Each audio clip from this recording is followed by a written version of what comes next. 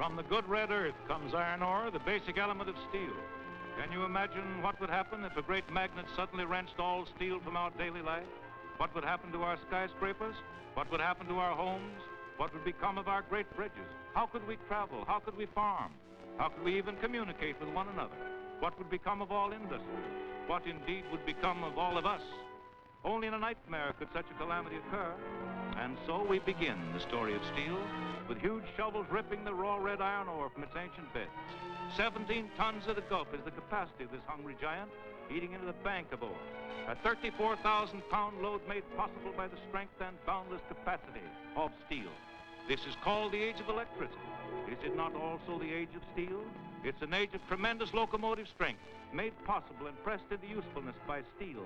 Lightweight, stronger railroad cars rolling over ribbons of steel. Open pit mining is restricted to months when frost is out of the ground. But the year around, we find the men of the underground mines, like gnomes, resting from nature or lying far beneath the earth's surface, contributing to the steady stream of loaded ore cars flowing between the iron ranges of the Northwest and the northern harbors of the Great Lakes. Puffing impatiently, the ore boats of the Great Lakes fleet await their loads under ore bins at the docks. They must go. We must get this good red ore to the mills. So down comes the loading chutes, like the mouths of a huge prehistoric monster, to pour the ore into the belly of the waiting ore boat. Up goes the gate, and out pours a brown-red stream of the earth, which makes steel. Few things have less value than this raw iron ore as we see it now. Yet there are few things of greater value and benefit to our modern civilization when the labor and intelligence of man is applied. These carriers must work fast during late spring, summer, and early fall. While the ice is out, scores of ships in this large lake fleet are constantly on the go. The loading completed, they start in an endless stream for the southern lake ports to feed the hungry blast furnaces of the steel mills to the south.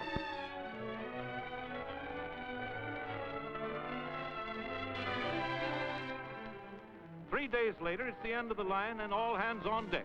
There's no rest for an ore transport. 2 or 3 hours in port, and that's all, as men drive huge grab buckets like iron dragons, which snatch great bites of the ore stored in mountains of red earth, all ready for the blast furnaces. Riding the cab of a clamshell bucket along an ore bridge as high as a 6-story building, we see the ore picked up from a trough behind the unloaders by another clamshell and carried across the storage yards, traveling along a giant ore bridge just like the one we're on. Thousands upon thousands of tons of cataloged, registered, and practically pedigreed ore pass beneath us. The ant has nothing on the steel business, for enough ore must be stored in summer to last through the winter when lake carriers are icebound.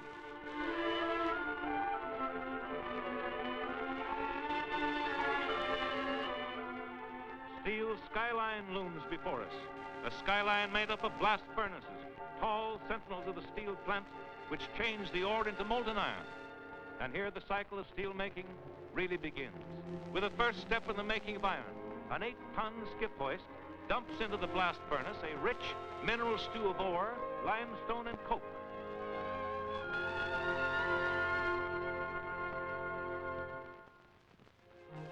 We're getting up speed now.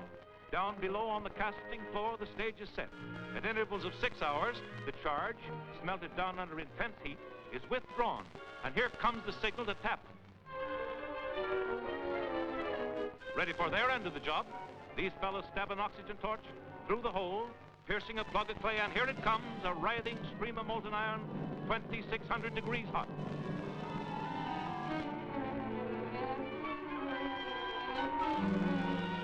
Between 150 and 250 tons are tapped in a cast.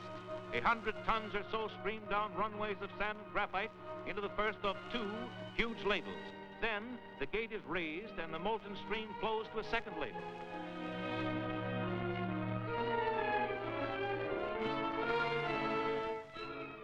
Outside lies the ladle, a thermos bottle as big as a tank car, lined with brick capable of holding molten iron at the highest possible temperature. A lot goes on in the 20 minutes that it takes to make a cast, not so much in the 6 hours between casts. Then there's time to relax. But now another sample must be taken from the golden stream, a test specimen which will tell the steelmaker the quality of his work. It takes skilled men to nurse these monsters, men who know the whims of iron, men who've been feeling the pulse and taking the temperature of liquid metal for a good many years.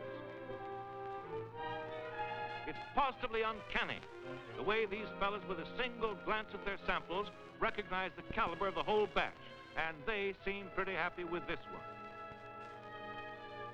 Now we have molten iron, the first step in the production of steel. This liquid iron goes for a while into huge storage tanks called mixers. We'll come back to this iron soup a little later, but first, the open hearth furnaces of steel.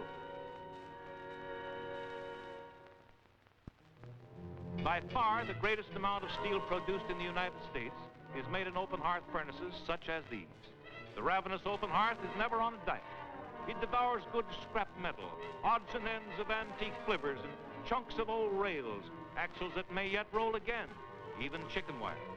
And up on the charging machine, you see the operator handle a huge piece of machinery so agile that it picks up an 8,000-pound charging box of scrap, thrusts it into the furnace, twists and turns and rams and charges at the touch of a hand upon a switch. And now back to that iron soup we left in the storage mixer a moment ago. As the work goes on, this molten metal is combined with the melted scrap. Perched high above, the crane man watches the ladle fill, then guides giant hooks in to carry the ladle down the line to the furnace. Meanwhile, an old hand at the game waits by the open hearth for the hot metal coming up from the mixer, ready to direct the crane man's pouring of the fiery charge into the blazing furnace. About 50 tons of liquid iron are now added to the melted scrap, and the sheer beauty of this scene never fails to grip the thousands who visit these plants.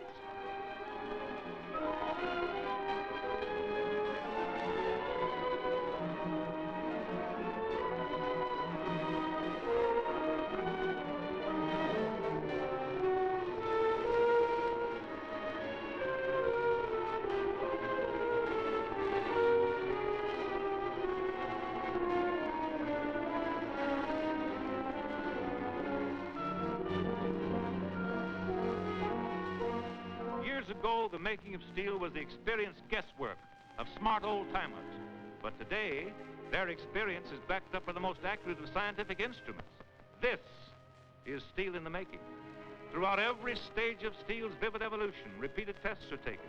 The helper dips his test spoon, mind you, into the soup, and to the steelmaker it is just that, soup. And this sample, poured into a test mold, goes to the laboratory for analysis.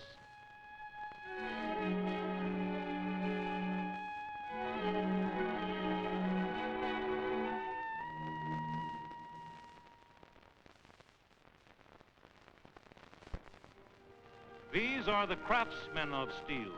These and hundreds of thousands like them, men born and raised to the companionship of hot metal, young men learning their trade, old men grown gray in the University of Steel itself, men who know all the moods and fancies and quips and quirks of molten metal, who know how to tame and temper this flaming monster to the service of mankind.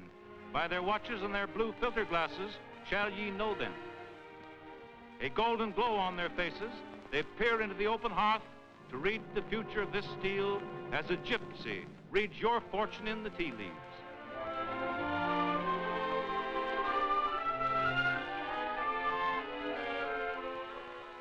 Even as a great chef expertly adds just the right seasoning to his famous dishes, so these expert chefs of the open hearth add the condiments that season steel, in this case, a helping of ferromanganese. These boys certainly can handle their shovel. They swing and follow through with all the power and grace of a champion golfer. They must hit a certain spot inside that furnace, and that, believe me, is quite an art.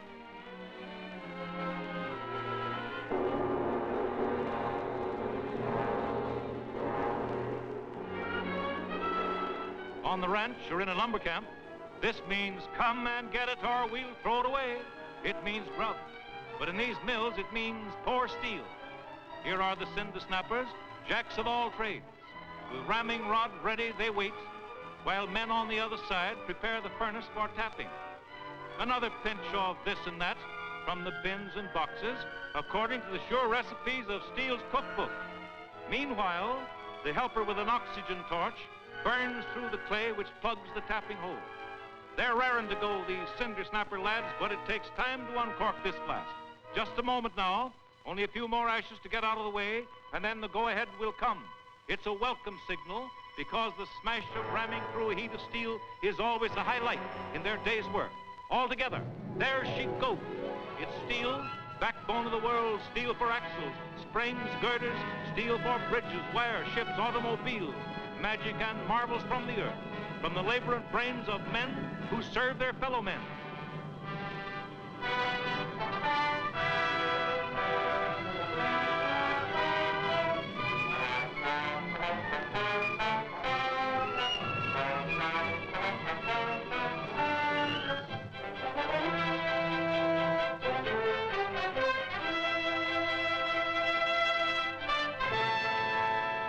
It takes about 15 minutes to fill this ladle.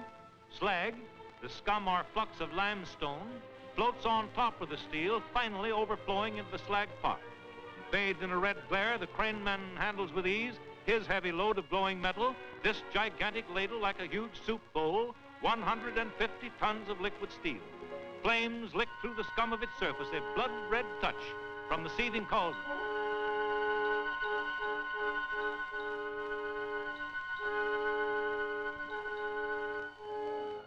Stately as a ship, the ladle moves to its position at the pouring platform, ready at the mere touch of the hand to discharge into the waiting ingot molds.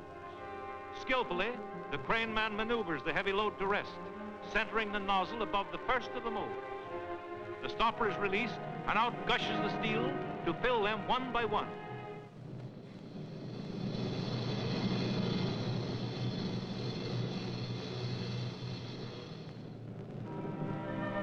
Every little movement has a meaning of its own in steel. Tests for quality, such as these, are very important. They go to make steel one of the most scientifically controlled operations in all industry. Meanwhile, the fascinating work of pouring goes on. Here's a young apprentice in steel making, taking a lesson from the older heads of the pouring platform, as with an optical pyrometer, he measures the temperature of the molten steel. And we are seeing just what he sees through the pyrometer. Steel at 2,800 degrees hot.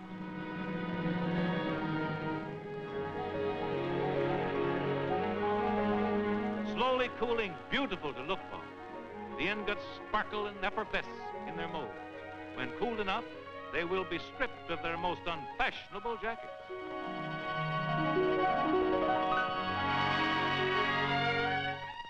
Another day without an accident. It is now common for months to go by without a single man being injured. So highly developed is modern safety practice. One of the most thrilling operations of the whole dramatic story of steel making is the production of alloy steel in the electric furnace. Inside this hottest of all furnaces, huge electrodes, suspended over the mass of selected scrap, slowly creep down. An electric arc leaps from electrodes to scrap and produces one of the most spectacular sights ever filmed. Here is Inferno.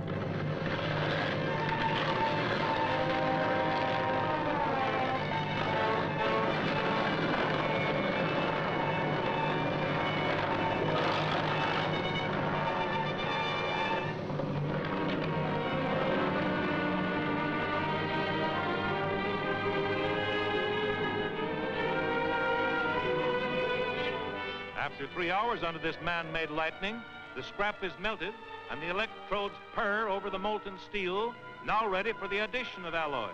Finally, the precious soup is cooked, and out of the cauldron pours another heat of stainless steel. Steel for kitchens, for architectural trim, for fine instruments, and for laboratories and hospitals, for use wherever a glossy acid and rust-resisting surface contributes to modern industry and to modern living.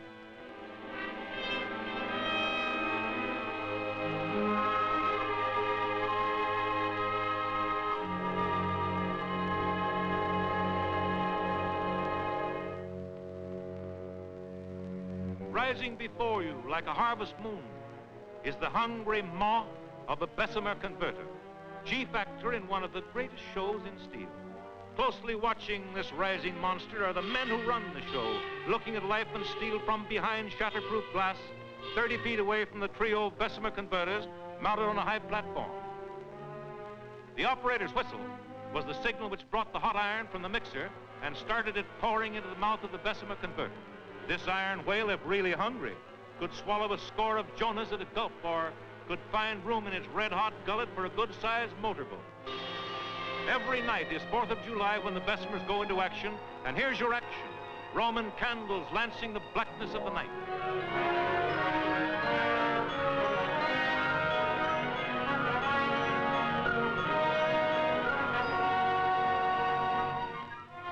The girders of a railroad bridge march past, silhouetted by the licking flames of these beacons of steel. As many of you have often seen, these huge torches flare up in the dark as symbols of steel working for man. You are seeing it as the steel maker sees it, engaging the carbon content by the color of the flame. When the flame displays the telltale characteristics, the conversion is complete, and the Bessemers are ready to pour the magic metal, which first we saw as plain ore, then soft and molten iron, and now transformed to steel for all the needs of man.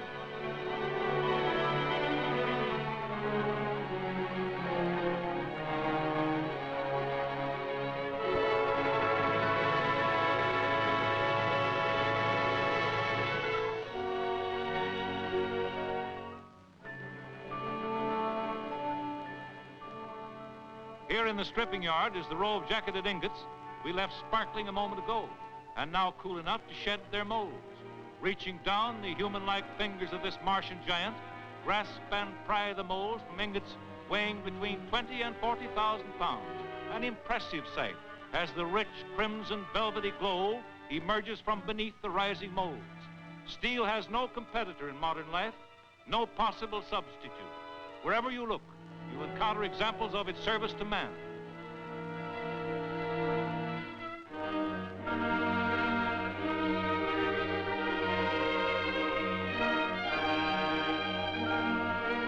The nation's parade of glowing ingots is a barometer of economic conditions and is watched by many who seek to gauge business activity. For as the ingots go, so goes industrial America.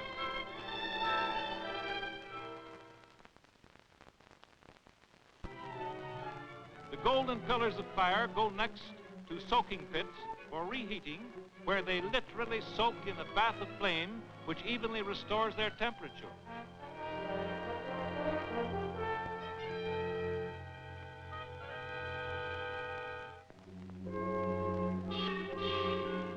That was the signal to send one of these glowing ingots from the soaking pit. It is 2,200 degrees hot as you see it now. And we begin to get an idea of the innumerable processes required to make fine steel and how economical the finished product is after all this labor and effort. For after all, this is a hairpin, a thumbtack, a monkey wrench, a rail, or a beam in infancy.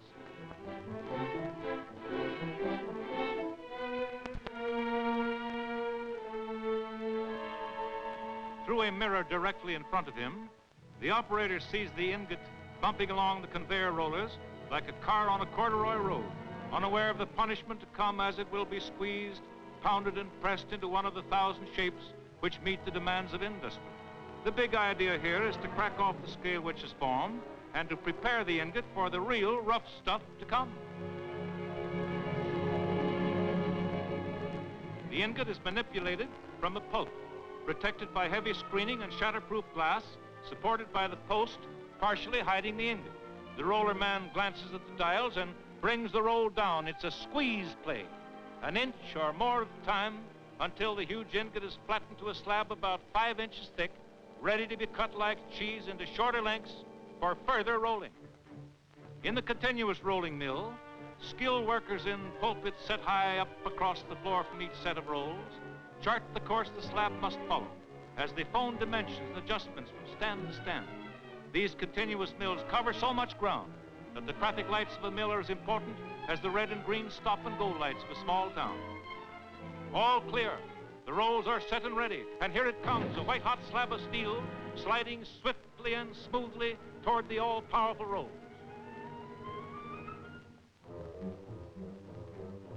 The first pass takes off the scale. Then a quarter turn on the turntable sends the slab sideways into the spreader to increase its width. An extra push is needed here to force it through the rolls. That's only the first step. Farther down the long line, the width is checked. And then the rapidly transforming slab of steel races on beneath showers of water and steam to enter the reversing mill. And back and forth again it must pass. And this reducing process we don't recommend to the ladies.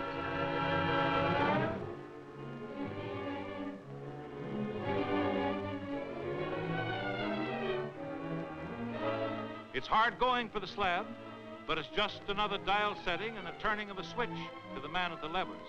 He sits at a control board like the keyboard of an organ and casually watches the huge rolls do their work. Getting longer and longer, the plate races on to run the gauntlet of the finishing stands, 4 giant stands in tandem, each one squeezing the plate thinner and thinner. From the beginning of this pictorial drama of steel, we have seen how machines have been called to the aid of the men who make steel. These machines of the steel mills are genii more powerful, more incredible than Aladdin ever summoned by rubbing his wonderful lamp. Watch this servant work for man, his master. Machines obedient to the merest touch. Some as delicate as the flutter of a butterfly's wing. Some as powerful as an avalanche.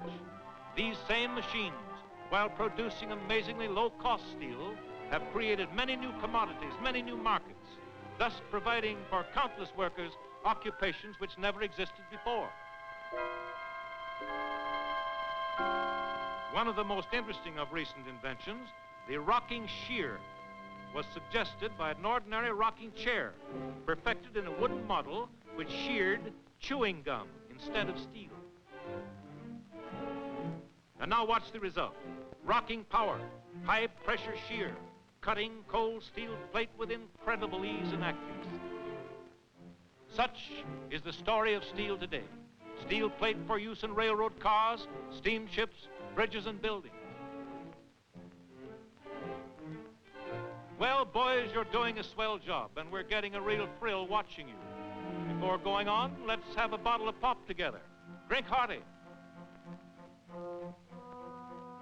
Moving on in the production of steel, we come to the manufacture of sheet steel. Hot roll like steel plate. Sheet steel is merely rolled thinner and thinner, and then, cleaned with acids, it is cold rolled in coils to even lesser gauges, emerging on the other side of this machine as cold roll sheet for use in automobile fenders and bodies and stoves, refrigerators, and the many products of pressed steel. Further reduced and tin-coated, cold rolled steel has thousands of uses as tin plate. Here's where the girls come in as inspectors of the finished plate. These shining surfaces must tempt the vanity of any daughter of Eve, but surely not this girl. Uh-oh. Well, to err is human. It must have been the oversized mirror that did it. With that little touch of feminine vanity satisfied, she goes back to her work, an artist at her job.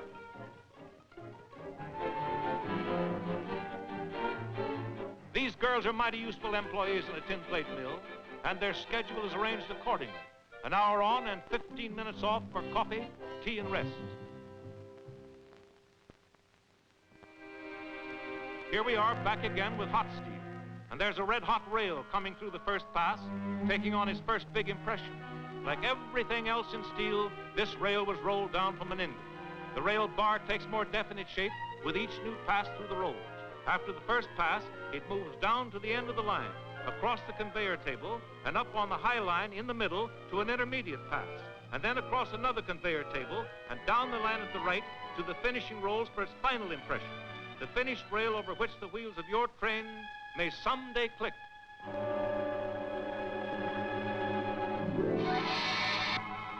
Steel cuts steel, the cold biting through the hot, sawing a rail bar of more than 100 feet long into standard lengths. We go along now to still another most interesting episode in the fascinating drama of steel production, to still another pictorial chapter in the saga of steel, rolling giant beams. How many people would ever guess that from this 6-foot ingot, a 36-inch I-beam, almost as long as a city block, could be rolled? Hot rolls steam and sizzle while an operator skillfully trips the switches controlling a pressure of many thousands of pounds. Back and forth under the tripping rolls the ingot passes until it takes on a faint shape, the semblance of an I-beam. suggestion of a girder that may support a bridge or a skyscraper. It's all as easy as falling off a log. Or so it seems, as this young man of steel handles the controls, passing the huge form backward and forward, reducing the gauge, shaping the rough beam into an almost finished product, and sending it along down the line on its way to the finishing stands.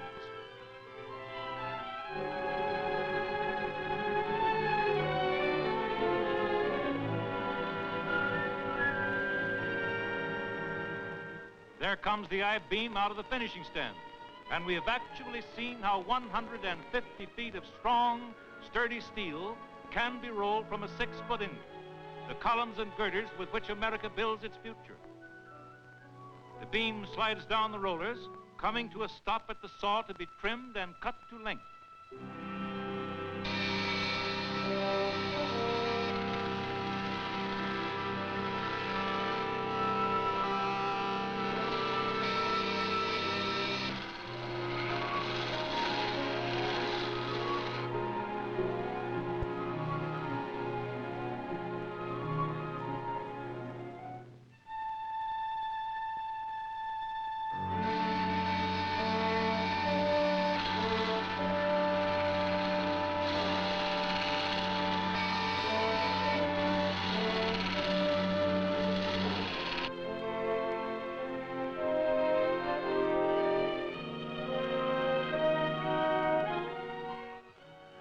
They're mighty particular to get things right, these steel men. Here, they're taking a sample from the hot beam, a test piece, which will go on to the laboratory. But right now, they have another use for it.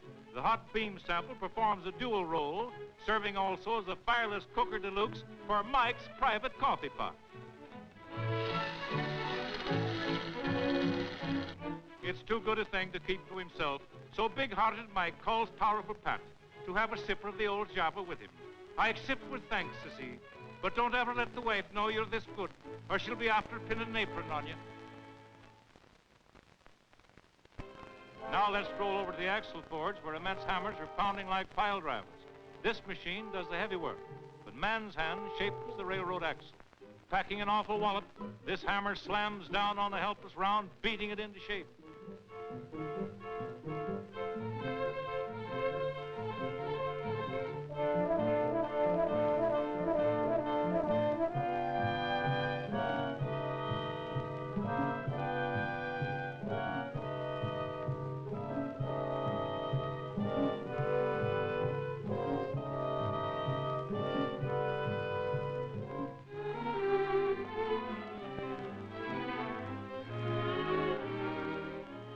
Two crews alternate at the hammer as each axle is turned.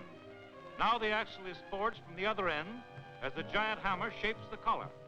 See between the hammer blows the alert, intense faces of these men.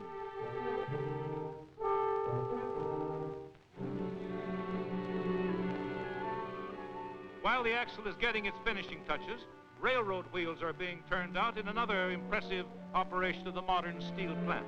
The first thing which will catch your eye will be a red-hot wheel block, as the steel men call it, about to take its place between the two halves of a wheel mold.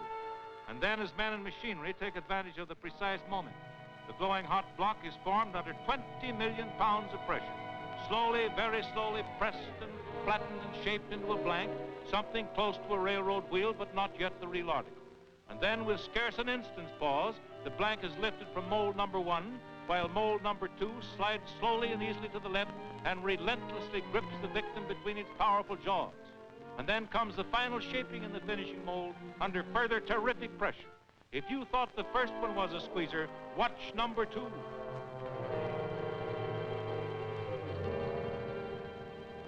The throttle of Casey Jones never controlled as much power as these levers, which now release the rough wheel and send it on to the caliper man.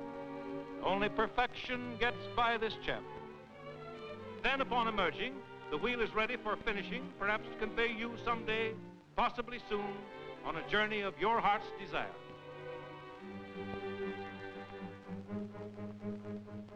Here's another chapter in the tale of steel. Coming out of a reheating furnace is a pair of billets, 30-foot lengths of steel about 2 inches square. They too were rolled down from an ingot, rolled in a billet mill much like a rail mill. The billets, run the gamut of 16 sets of reducing rolls. Each roll reduces the diameter and hastens the rod with ever-increasing speed toward its final reduction. In a moment, you'll see it begin to step out, the snail turning into a scared rabbit. Its rate of speed through the rolls will jump from 4 to 45 miles an hour, better than a racehorse, as its length increases from 30 feet to almost 3/4 of a mile. These close shots show exactly what takes place. Slow at the start, then faster in this intermediate pass, and still its speed increases. If you watch closely, you can see it dart through these rolls. And at last, there it comes, whistling into the coiler to be tamed into a shapely coil of finished rod.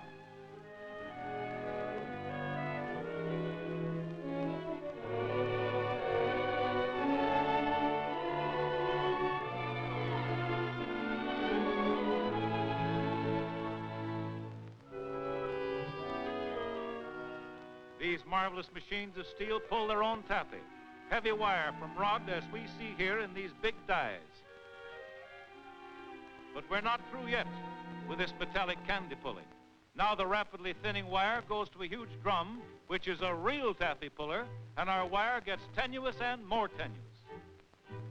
The operator most accurately measures the gauge.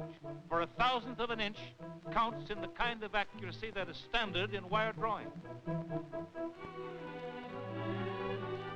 The rest of the story of wire making is one reduction after another, 1/100th or 1/1000th of an inch at a time.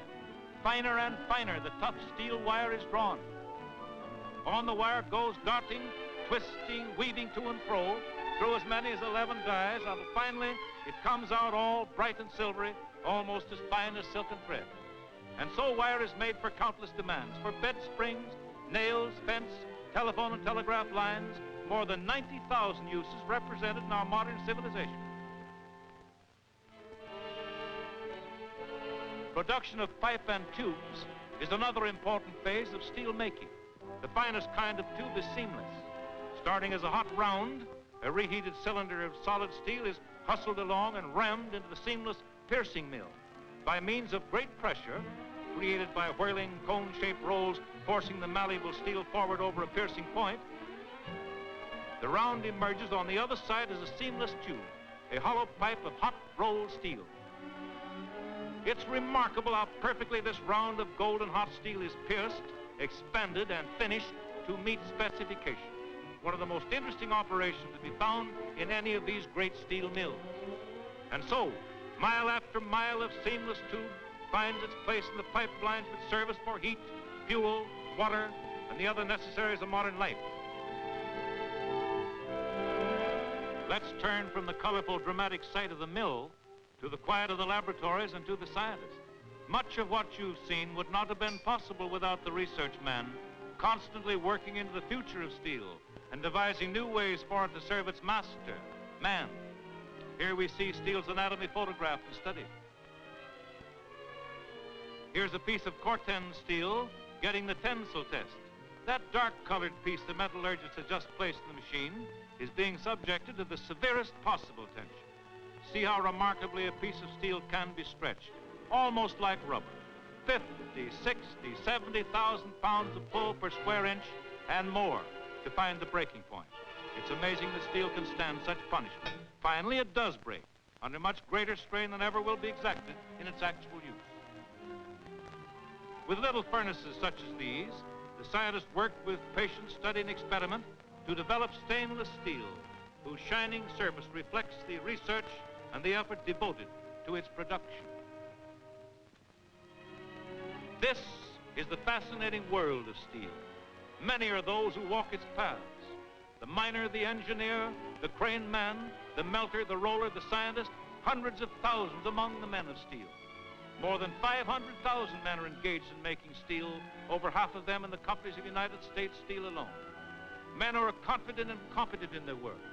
Men who can return to their homes and firesides proud and happy in the knowledge of their contribution to society. Beyond the door of a furnace, we see nothing but hot gases and bubbling metal. But the man who makes steel sees there streamlined trains streaking smoothly across the continent. Great ships carrying the products of the farm and factory to the four corners of the earth. sailing the 7 seas with the promise of world peace through world trade, with commerce and profit to all. He sees concrete roads made from the slag of blast furnaces, busy with cars and trucks of steel. He sees beyond that bubbling steel the wire lines of modern telephone and telegraphic communication, and the high towers carrying electric power to home and industry. He sees modern farming made possible by steel machinery and fencing. Countless oil derricks stretching their structures to the heavens, gaunt frameworks of steel, landmarks of another of America's great industries. Big and little things he sees, the big little conveniences of modern cookery, stainless steel utensils in kitchen sinks, hammers and little nails that play a big part, or the melodious vibration of a finely drawn steel piano string. He sees acid-resisting cans for food preservation, or a fine steel watch spring set in a steel chassis. And he sees tall buildings of steel, rearing their proud heads almost above the clouds. Great bridges spanning rivers and harbors, bringing commerce and its people closer and closer together. All these and more, the man of steel sees. New eras, new standards of living, as the world moves forward with the men who make steel